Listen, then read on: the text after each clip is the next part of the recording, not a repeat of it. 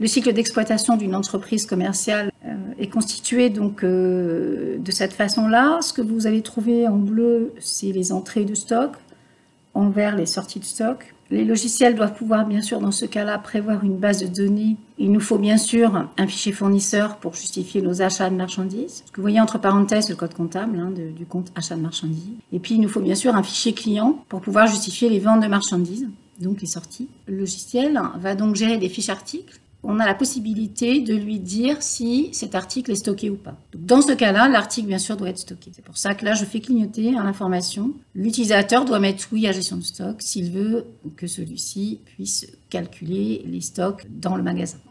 En zoomant sur les achats, on constate sur la gauche la présence de documents commerciaux liés aux fournisseurs. Les logiciels sont capables, bien sûr, de créer des commandes fournisseurs, de les transformer ou transférer en bons de réception. Et ça jusqu'au cycle complet, en passant par la facture et l'avoir et le règlement du fournisseur.